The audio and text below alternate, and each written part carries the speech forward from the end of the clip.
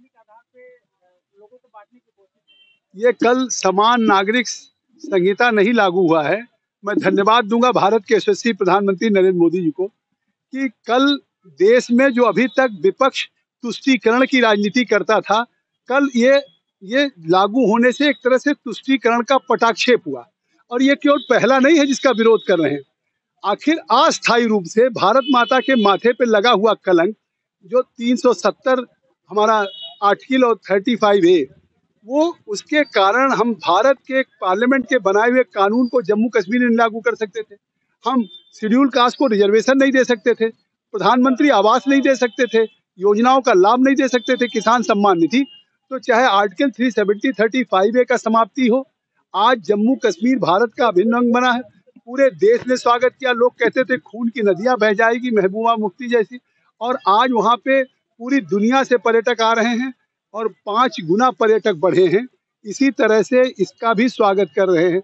स्वागत तो विरोध उसका भी करते थे। जब राम जन्मभूमि का मुकदमा चलता था तो कपिल सिब्बल खड़े होकर के कहते थे अब इसको लिंगर कर दिया जाए, इसको लंबी डेट दे दिया जाए। इसीलिए 550 वर्षों में रामलला टेंट में विराजमान थे। ये तो नरेंद्र मोदी जी को, योगी आदित्यनाथ जी को है कि आज 22 जनवरी को रामलला जी की प्राण प्रतिष्ठा हुई, जिसको केवल देश ने नहीं, दुनिया के 60 देशों में 200 जगह उत्सव के रूप में मनाया गया है।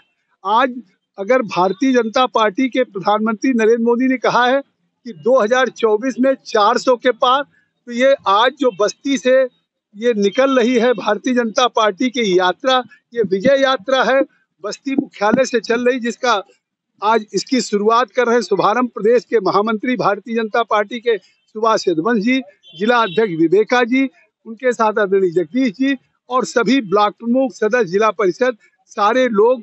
और ये यहाँ से सिद्धार्थनगर होते हुए जाएगी। एक तरह से ये पूर्वांचल का आगाज है कि जिस तरीके से आज भारतीय जनता पार्टी का ये विजय रथ शुरू हो रहा है। और निश्चित तरह से 400 पार, और यूपी में हम 80 जीतेंगे। इस बार निश्चित तौर से विपक्ष का खाता भी नहीं खुलेगा।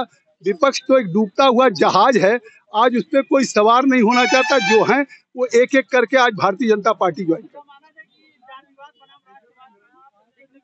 जातीयता, फिरका परस्ती, तुष्टीकरण की राजनीति का अंत हो रहा है।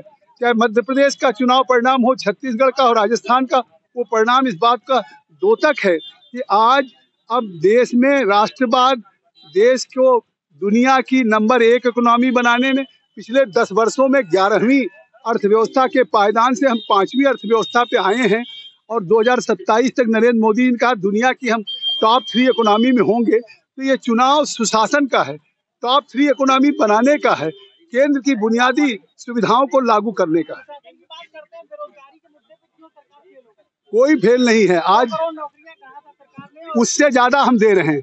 जिस तरीके से स्टार्टअप में दे रहे हैं, जिस तरीके से हम लोगों को, आपने कल देखा होगा स्वयं सहायता समूह में जिस तरह से देश की महिलाएं काम कर रही, खुद अपना प्लांट लगा रही, पुष्टाहार पोषण की फैक्ट्री लगा रही है।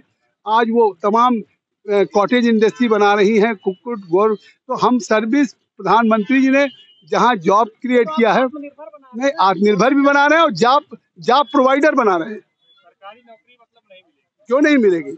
सरकारी नौकरियां नहीं मिल रही, ईमानदारी से मिल रही।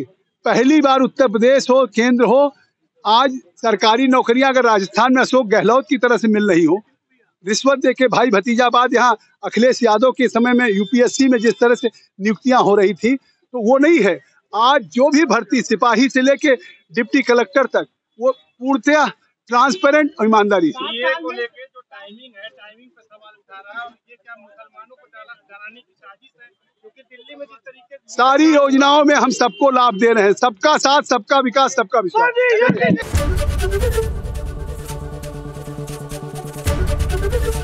एबीपी गंगा, खबर आपकी, जुबान आपकी।